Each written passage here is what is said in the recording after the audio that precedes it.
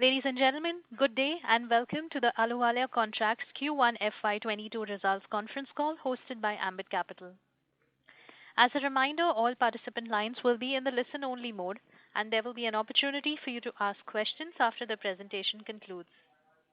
Should you need assistance during the conference, please signal an operator by pressing star, then 0 on your touchtone telephone. Please note that this conference is being recorded. I now hand the conference over to Mr. Varun Ginodia from Ambit Capital. Thank you, and over to you, sir. Thank you so much, Melissa, and good afternoon, everyone. And Ambit Capital welcome you all to Ahluwalia Contracts 1Q FY22 earnings call.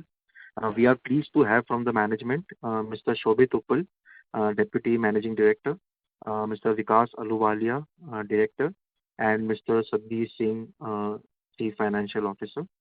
In terms of the format, Mr. Uppal will give brief remarks on 1Q results, and then we will open the floor to Q&A. Sir, over to you. Thank you, Varun. Good afternoon, everybody. Ahluwalia Contracts India Limited announced the financial results of Q1 FY22 on 10th of August. During Q1 FY22, the company has achieved a turnover of 580.10 crores and a PAT of 34.79 crores in comparison to a turnover of 249.85 crores and a PAT of 7.48 crores in Q1 of FY21. The company has registered year-on-year growth of 132% in revenue and 365% in PAT. EPS of the company for Q1 FY22 is 5.19 as compared to 1.12 in Q1 of FY21. During Q1 FY22, the company's EBITDA margin is 10.84% as compared to 7.42% and a PAT margin of 6% as compared to 2.99% in the corresponding period of the last financial year. Net order book of the company as on 30th June 2021 stood at 7115.33 crores to be executed in the next 2 to 2.5 years. The company is L1 in 2 tenders having an aggregated value of 1160 crores. Thank you. We are open for questions. Thank you. Ladies and gentlemen, we will now begin the question and answer session. Anyone who wishes to ask a question may enter star and 1 on their touchtone telephone. If your questions have been answered and you wish to withdraw yourself from the queue, you may enter star and 2. Participants are requested to use handsets while asking a question. Ladies and gentlemen, we will wait for a moment while the question queue assembles.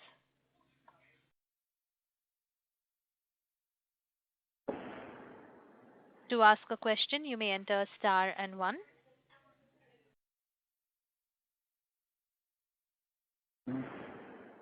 We have the first question from the line of Sita Raman from Spark Capital. Please go ahead.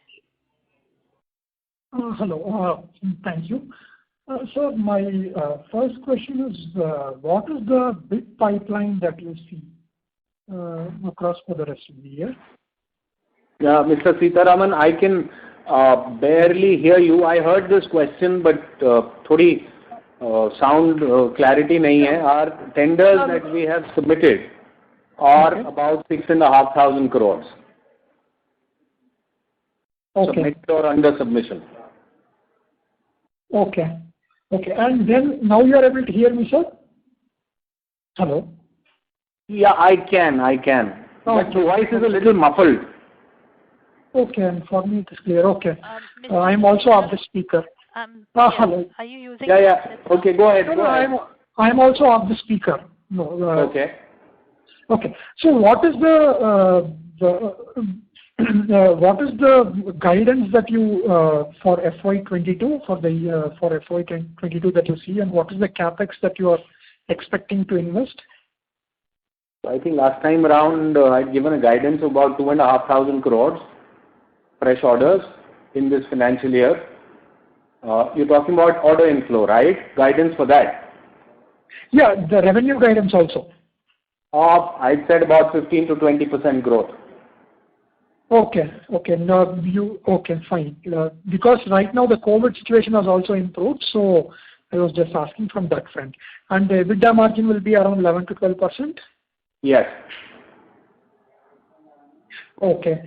And then what are the segments that you see, like the private sector and also what is the confidence level in the market, and can you give some idea on that? Look, there seems to be in the private sector, there seems to be in some geographies, there seems to be an uptick in the residential side of private sector works. But, having said that, we continue to kind of be risk averse as far as private sector development is concerned, especially residential. It's not a focus area for us. On the public sector side, hospitals continue to be an area where the various governments are investing. Just yesterday, we submitted for the Delhi government, there were 3 large tenders which we submitted. The aggregate value was close to about 2,000 crores approximately for these jobs. Okay. And can you give an idea about the various the unbilled revenue, the receivables, and all those things? Can you give an idea of that? How it stands at the end of June 21? Satbir will answer this question. Please go ahead. This is unbilled revenue is 369.40 crore. Sir, 369 crore. 369 crores, okay. And what about others?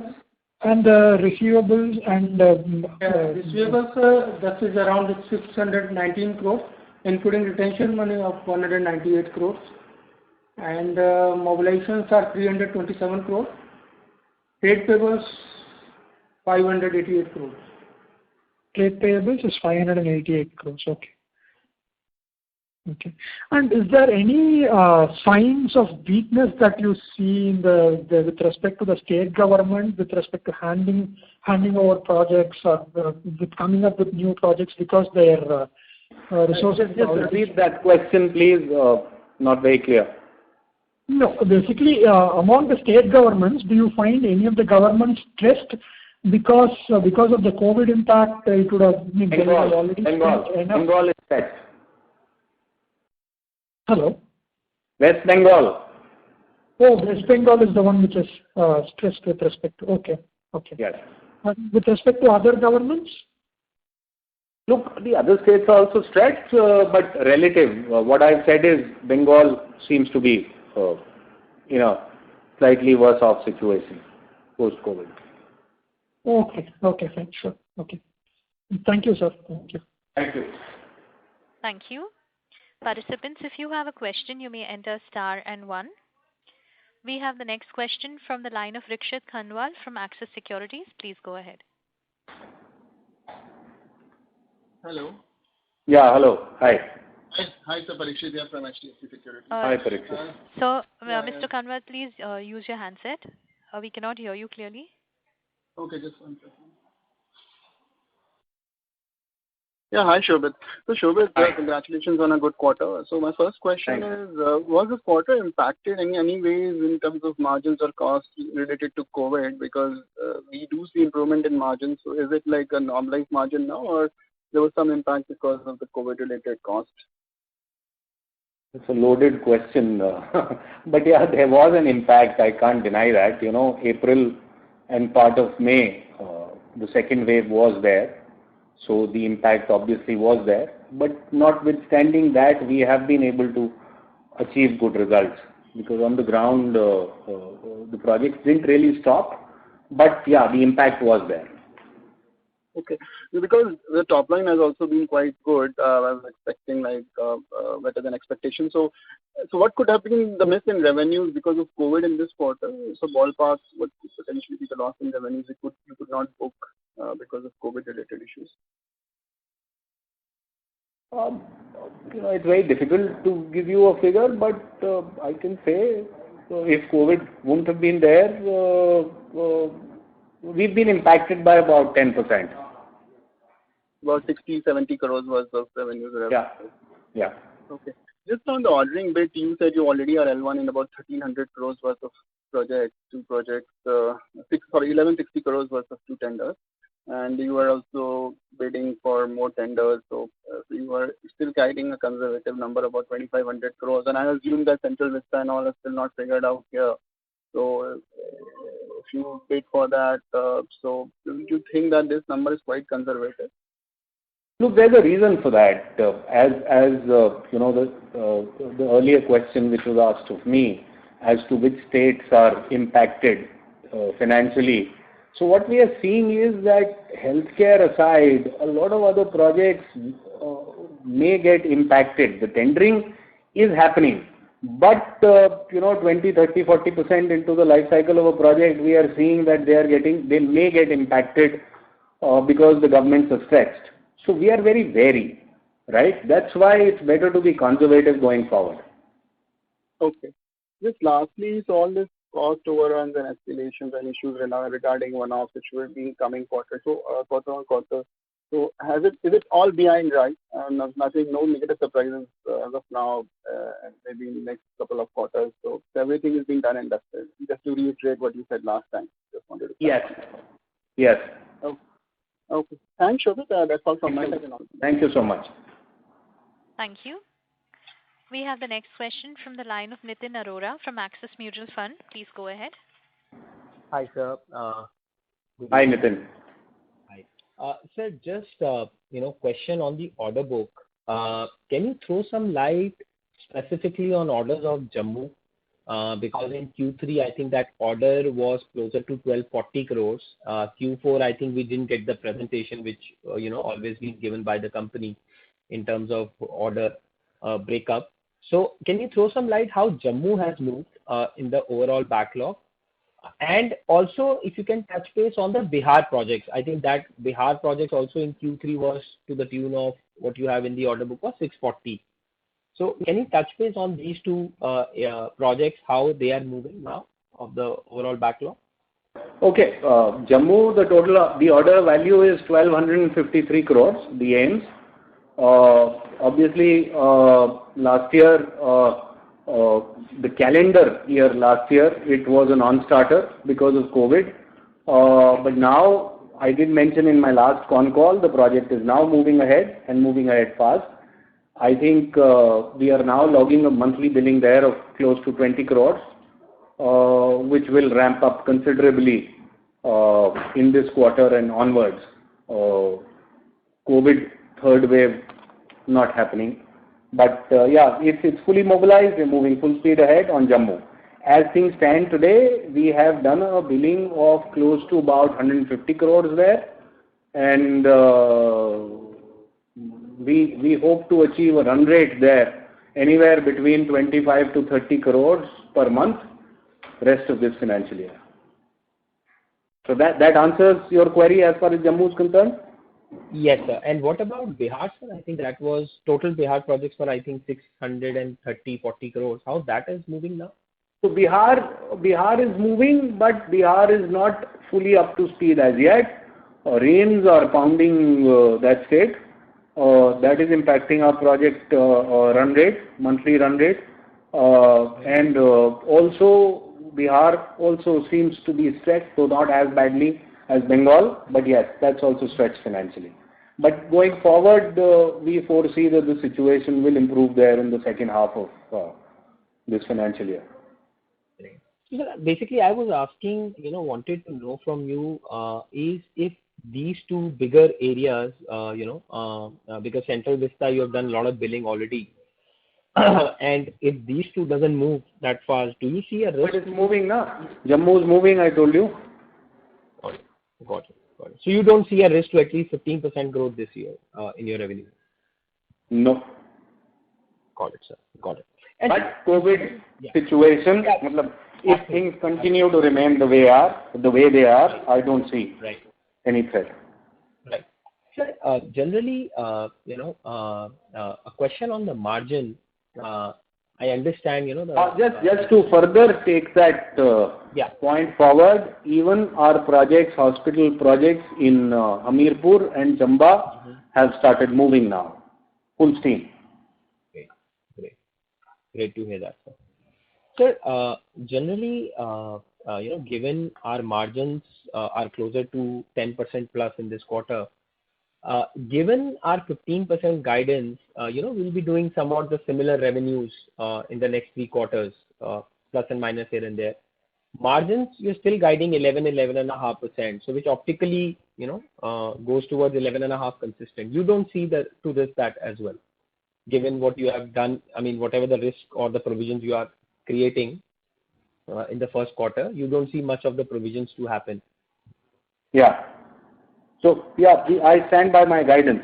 So what are you saying? Are you saying that guidance is conservative, or you feel there is a threat to that?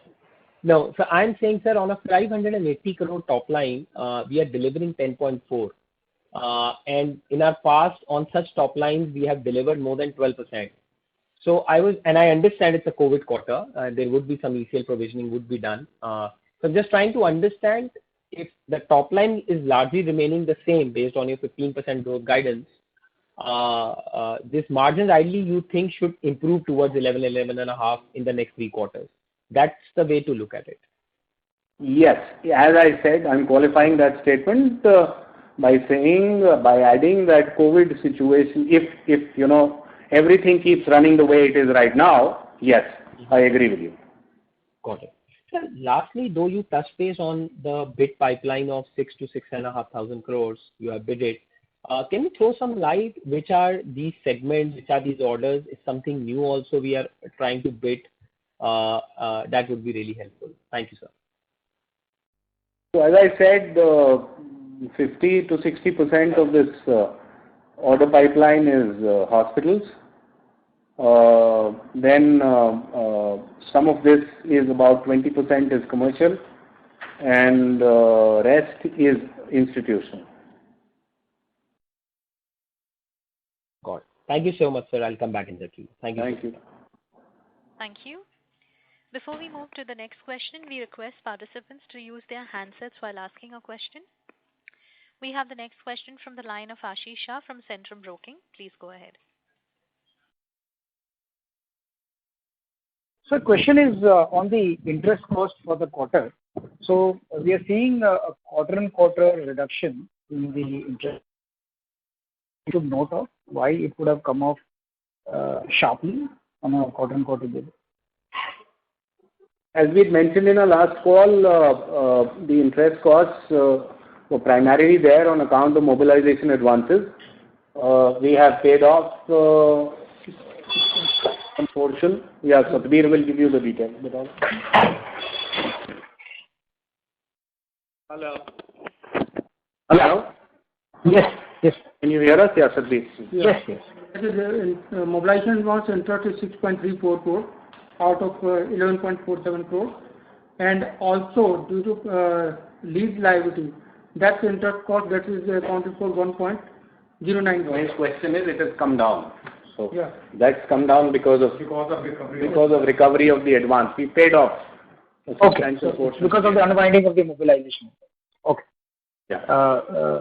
Sure. Secondly, sir, do our numbers include any provisions for any of the past legacy issues, or this is the normal level of expenditure? Normal now. That's normal age-wise provisions has been made. Sorry, I couldn't hear you. That's due to age-wise, basically due to breakup more than 1 year, more than 2 years, more than 3 years.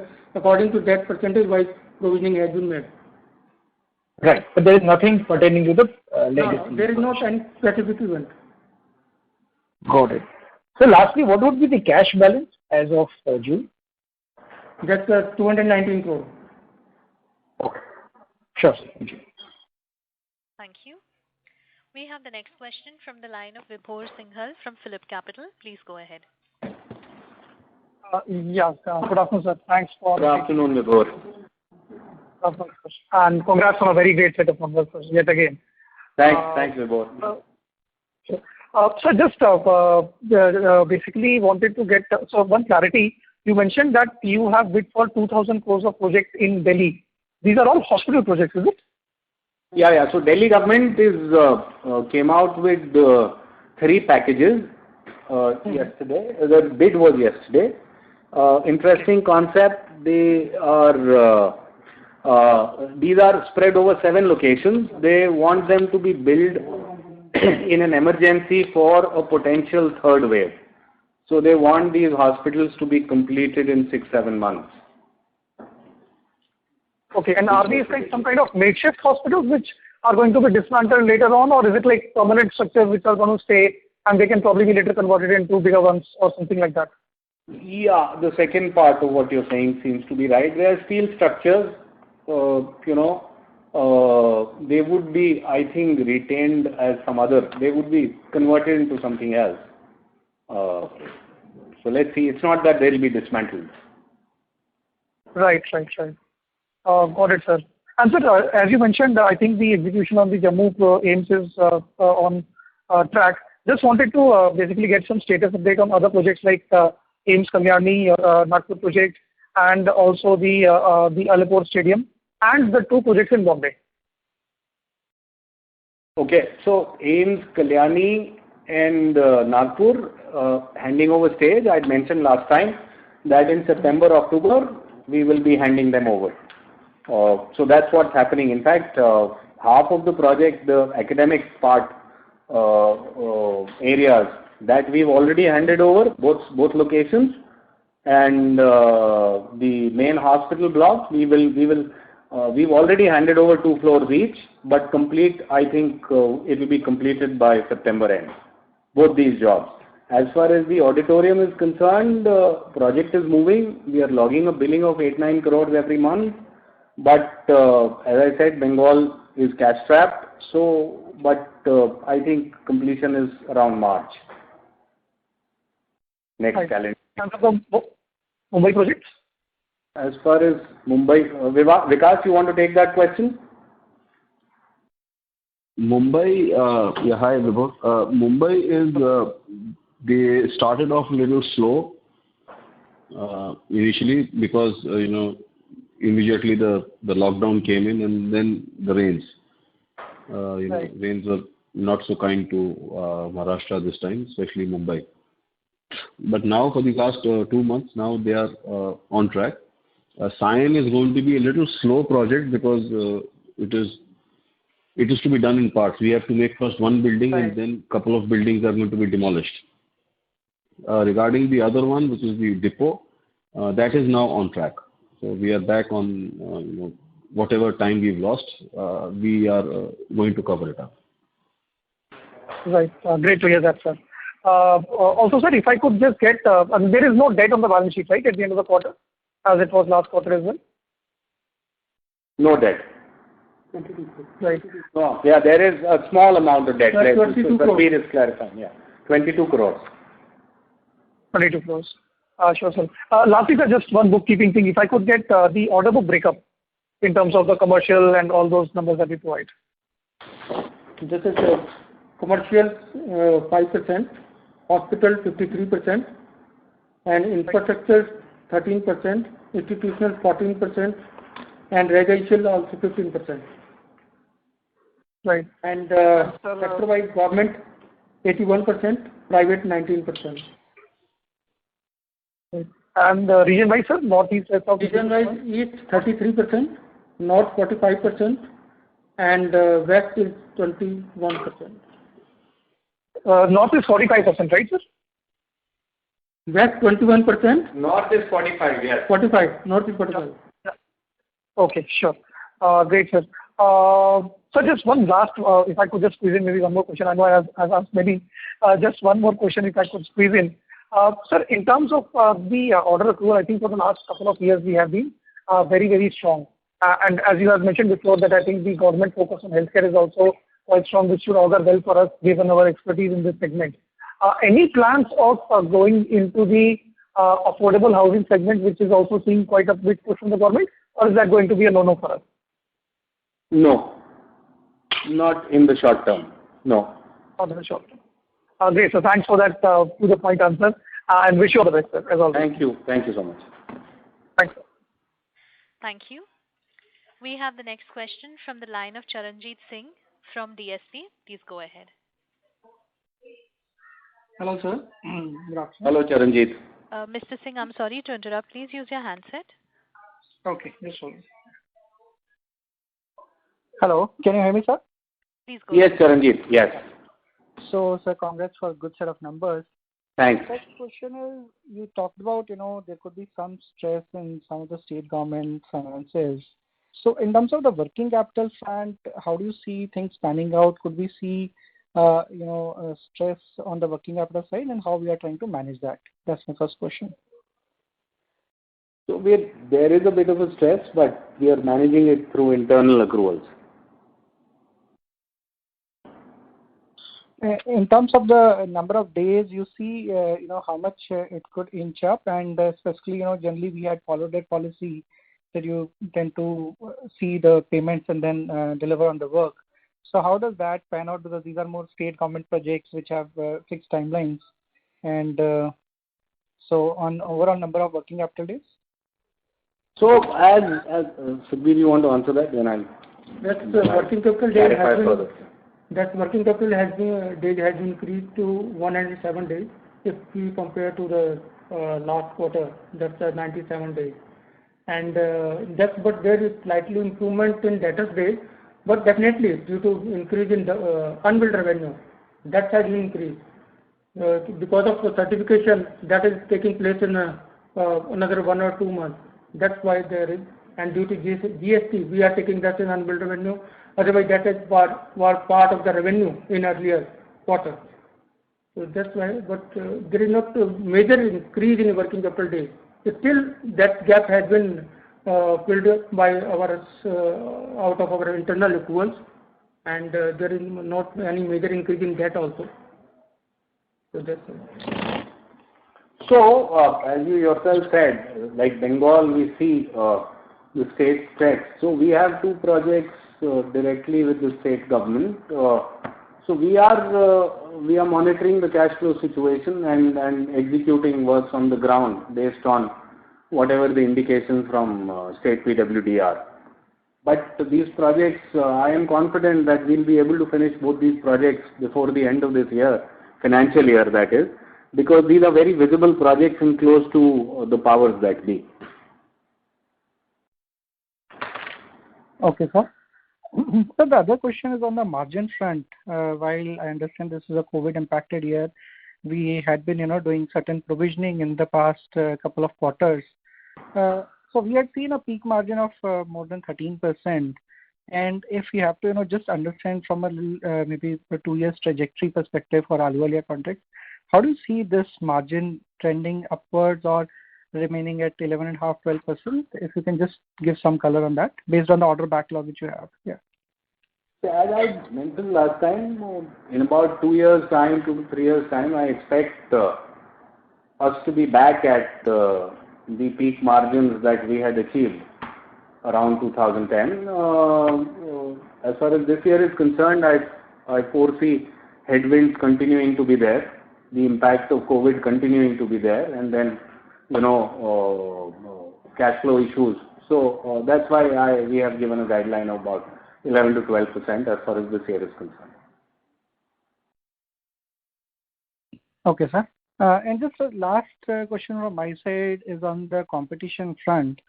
So, we see a lot of road contractors talking about entering into the building space and expanding their own, segment portfolio. So how do you see that in different, government projects? In the short term, I'm repeating myself. I said this last time around also, the competitive intensity is increasing. That's why our order guideline is conservative for this year, because we don't want to be too aggressive. Okay, sir. And just on the hospital side, but still, the competition tends to be lesser. Is that a right understanding? No, but it's increasing there also. Okay, sir. Okay. Fine. Thanks, Shobhitji, for taking my questions. Thank you, Charanjit. Thank you. Thank you. Before we move to the next question, we would like to remind participants to ask a question. You may enter star and 1. We have the next question from the line of Vasudev from Edelweiss. Please go ahead. Hello. Am I audible, sir? Yes, Vasudev, you are. Hi. Yeah, hi. So thank you for the opportunity.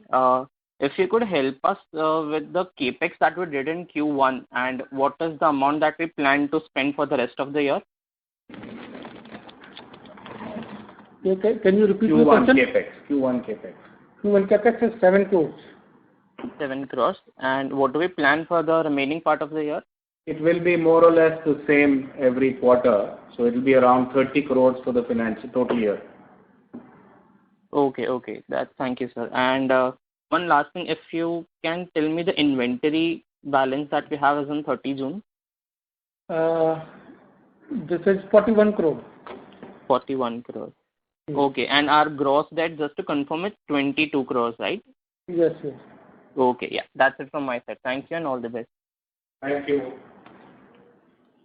Thank you. Participants, if you have a question, you may enter star and 1. We have the next question from the line of Parth Naveen Bhavsar from Dolat Capital Markets. Please go ahead. Yeah, hi sir. Thank you for the opportunity. Hi, Naveen. And congratulations for a really good set of numbers. So just wanted to know that the L1 that you said that you've been awarded L1 of around 1160 crores. So if you could help me with the breakup, like in terms of location and value, and when do you expect to get the LOA? One is in Calcutta, Rajarhat. This is 250 crores. It's a government tender, residential, for HIDCO. That the award should be happening in the last week of this month. The other is for BCB, Bihar Construction Department. It's a large animal husbandry and veterinary university for 890 crores. That should also be awarded in this month. Okay, perfect. Thank you. That's it from my side. Thank you. Thank you. Participants, if you have a question, you may enter star and 1.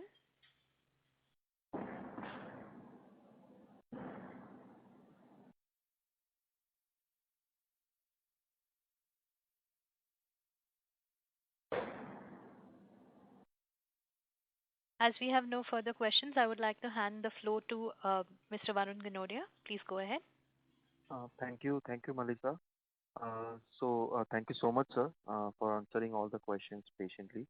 And I'll hand over the call back to you for any closing comments.